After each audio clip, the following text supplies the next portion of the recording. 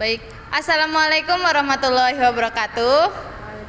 Perkenalkan, kami dari kelompok 2, anggotanya yaitu saya sendiri, Maharani Amalia, ada teman saya yaitu Yoja Mareta Rahmayanti dan Danu Taufik Pradana. Oke, kali ini kami akan membawakan materi dengan tema elemen dan fungsi komunikasi massa. Penasaran? Check this out. Seperti yang sudah kita pelajari minggu kemarin, bahwa komunikasi massa adalah pesan yang disampaikan oleh komunikator kepada komunikan melalui media massa. Nah, kali ini kelompok kami akan membahas elemen dan fungsi komunikasi massa. Apa saja sih elemen komunikasi massa itu? Dalam komunikasi massa terdapat 8 elemen. Elemen pertama adalah komunikator. Komunikator pada komunikasi massa berbeda dengan komunikator pada komunikasi lain. Perbedaannya yaitu pada jumlah komunikator. Contohnya dalam komunikator koran terdapat banyak orang. Tim redaksi merupakan komunikator dalam koran. Lalu terdapat 5 karakteristik komunikator dalam komunikasi massa. Karakteristik pertama adalah daya saing. Semakin hari dalam media massa persaingan semakin ketat. Media massa melakukan berbagai cara agar memiliki perbedaan dan daya saing. Itulah kenapa karakteristik pertama dalam media massa adalah daya saing. Karakteristik kedua adalah ukuran dan kompleksitas. Dalam media massa tentulah terdapat banyak individu yang bekerja. Maka dari itu terdapat juga kebijakan yang membuat media massa semakin kompleks. Yang ketiga adalah industrialisasi. Sebenarnya media massa sama dengan industri lain, hanya saja produknya saja yang berbeda. Yang keempat adalah spesialisasi. Dalam media massa, tuntutan profesional sangatlah penting. Maka dari itu, setiap individu dalam media massa memiliki spesialisasi pekerjaan yang berbeda. Yang kelima, perwakilan. Media massa sebagai perwakilan masyarakat.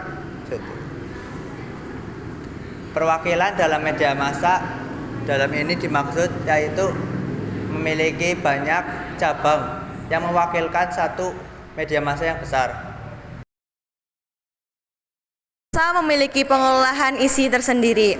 Menurut Ray Eldon Hibbert, ada 5 kategori. Yang satu, berita dan informasi. Yang kedua, analisis interpretasi. Yang ketiga, pendidikan dan sosialisasi. Yang keempat, hubungan masyarakat. Yang kelima, iklan dan bentuk penjualan lainnya. Yang keenam adalah hiburan. Yang selanjutnya yaitu audiens. Audiens dalam komunikasi massa sangat beragam. Setiap audiens berbeda-beda satu sama lain, di antaranya dalam hal berpikir. Menurut Hibbert, audiens memiliki 5 karakteristik.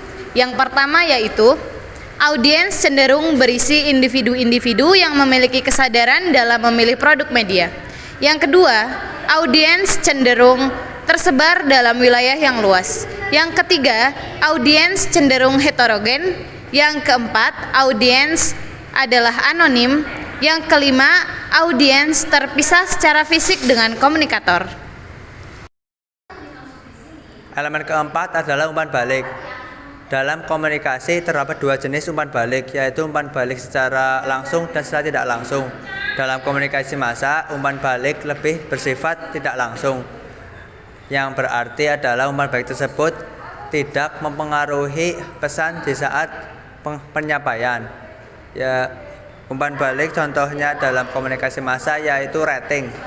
Semakin tinggi rating suatu media massa, maka semakin besar pula yang menonton atau menjadi audiens media massa tersebut, yang menjadikan iklan atau pengiklanan lebih menyukai media massa yang memiliki lebih banyak audiens. Itu adalah contoh umpan balik dalam media massa atau komunikasi massa. Yang kelima adalah gangguan.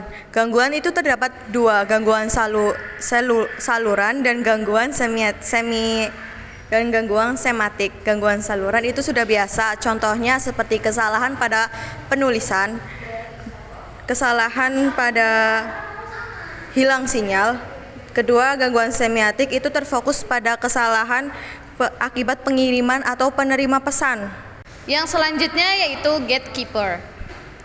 John R. Britner mengistilahkan gatekeeper sebagai individu-individu atau kelompok yang memantau arus dalam sebuah saluran komunikasi massa. Selanjutnya yaitu pengatur. Dalam komunikasi massa terdapat individu-individu yang mengatur jalannya laju informasi atau pesan dalam sebuah saluran komunikasi. Pengatur tersebut antara lain konsumen, pemerintah, organisasi, pengadilan, dan juga pengiklanan. Selanjutnya, fungsi komunikasi. Banyak pakar yang telah mengemukakan fungsi komunikasi massa. Terdapat perbedaan dan persamaan. Pertama, komunikasi menurut Effendi. Fungsi komunikasi pertama, fungsi informasi yang memberikan informasi kepada khalayak dari media massa. Yang kedua adalah fungsi pendidikan, yang mendidik dari media massa ke khalayak umum.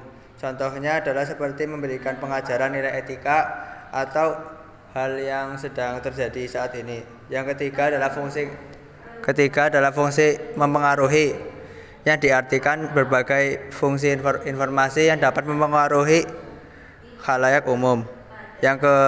Lalu ada fungsi lain, fungsi komunikasi menurut De Vito. Yang pertama, fungsi meyakinkan, yaitu mengukuh atau memperkuat sikap atau kepercayaan seseorang, mengubah sikap, menggerakkan seseorang. Lalu fungsi yang kedua adalah menganugerahkan status. Menganugerahkan status seperti memberikan mereka publik figur, sehingga menaikkan prestige atau tingkat sosial, status sosial mereka sebagai publik figur. Ya. Fungsi ketiga adalah fungsi membius, yaitu contohnya adalah saat seperti ada orang yang meninggal, kita ikut merasa kesedihannya, yang dapat memanipulasi perasaan kita. Fungsi keempat, fungsi menciptakan rasa kebersatuan. Seperti saat seseorang gadis yang menderita suatu penyakit dan merasa putus asa, kita juga ikut merasakannya. Lalu fungsi kelima adalah fungsi privatisasi, yaitu membuat orang terkucilkan atau merasa jauh dari kelompok seseorang. Teman-teman, sekian materi dari kami tentang elemen-elemen dan fungsi komunikasi massa. Selanjutnya kami akan menyampaikan kesimpulan yang akan disampaikan oleh Mbak Yoja Mareta. Kesimpulan dari makalah di atas adalah komunikasi itu melibatkan banyak proses untuk mengirimkan pesan kepada khalayak melalui perantaran media massa. Dalam elemen komunikasi juga mempunyai beberapa sumber seperti pesan, efek, media massa, dan lain-lain. Adapun fungsi dari komunikasi massa sendiri ada beberapa macam, meliputi fungsi kontrol sosial, fungsi informasi, fungsi hiburan, fungsi pendidikan. Komunikasi massa ini memiliki peran dalam membentuk dan menyebarkan informasi seperti membentuk opini publik dan dapat mempengaruhi masyarakat dan perilaku seseorang serta